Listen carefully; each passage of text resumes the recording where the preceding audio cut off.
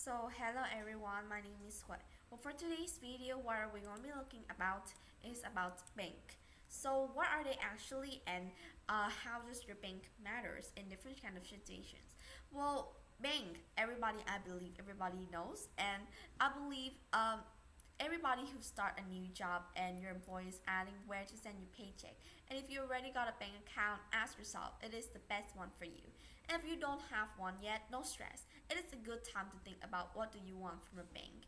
Each bank offers a lot of unique benefits, and the right choice can help your money increase, not just stay safe, but also increase, and could help handling your finances easier. So let's see what kind of banks might fit your lifestyle and needs. First is commercial banks. So these are the big name banks you find everywhere. They offer a lot of different services from checking accounts to credit cards, loans, and investment. You can have an account for daily spending and another to save money. They can also lend you money for things like a car, but sometimes they charge more than fees. And the money you save with them doesn't grow as much because the interest rates are pretty low. And they have a lot of pros like a lot of branches and ATMs, full range of banking service, but the big cons are might have higher fees, lower interest rates on savings. Traditional banks are your corner banks. So when we say a traditional bank, we're talking about banks with actual buildings that you could walk into do your banking stuff. Well, sure, most big commercial banks are traditional banks too, because they have buildings all over the place. But there are also smaller local banks in your neighborhood. These smaller banks might not have all the different services that you get with big commercial banks, but they're good at giving you a personal touch and knowing you by name. So also there could be credit unions with banking with a personal touch, and so they're not some big company. They share profit with members by offering better rates on saving and lower fees on services. To become part of a credit union, like the local teacher credit union, you might need to be a teacher or have a teacher in your family. But sometimes just living in the area is all you need to join. If you get in, it can be far friendly than a regular bank. So next, online banks are banking in your pajamas. So online banks are exactly that, online. You won't walk into a branch, you do it all on your computer or phone. Banks like Ali or Symbol don't have the cost of running branches, so they often charge less in fees and give you more money back when you save with them. If you're good with doing things on the internet and don't need to talk face to face, these could be great. So your best banking choice. How do you even decide? If you're having a bank you can walk into and don't mind paying a little more for it, choose a big bank. If you like a place where people knows you and you can save on fees, a credit union is a good pick. Or if you're comfortable with banking on your computer or phone, try online bank. So think about what's the most important one, and your choice will help you take good care of your money. So different types of account types could be when you're understanding different types of accounts.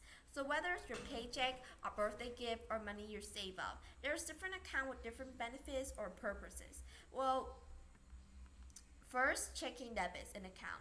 So think of a checking account as your go-to wallet. It's usually an account that you use for everyday spending that you can put money in, take money out, write checks, and use a debit card. So these different types of accounts are super handy, but they usually don't earn much interest. Interest is like a small bonus bank give you for keeping your money there. So the pros are that you have easy access to your money and usually no limits on transactions, but there would be low or no interest, which means your money doesn't grow much. So your money grows could be help into saving accounts. Imagine a saving account at your special place for money and you don't need right away. Saving accounts are perfect for setting aside cash or goals or emergencies. They pay you more interest than checking account, so your money grows. Saving accounts typically do not come with debit cards, so they cannot be used for purchases. So certificate of deposits are locked in your money to grow. So when you put your money in a CD, you're agreeing to leave it there for certain times, like 6 months, a year, or even longer. Because you're promising to not touch it, the banks pay you more interest. The longer you leave it, the more you earn. However, if you learn to get your money out before the time is up, you usually have to pay a penalty. So putting your money in a CD means more growth but less access to your cash. So make sure that you understand the right account for you. Well, each account has its special features, and the best one for you depends on your needs. If you need easy access to your cash and don't mind earning less interest, well, checking or debit account might be best.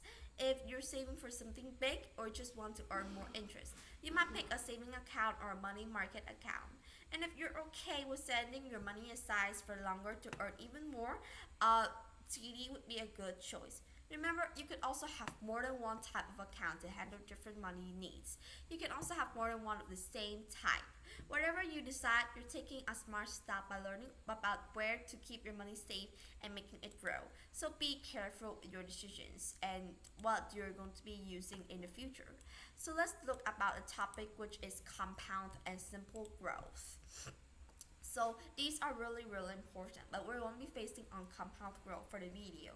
Imagine planting a tree in your backyard. Well, as its first, it's just a tiny thing, but as time passes, it grows taller and sprout more branches.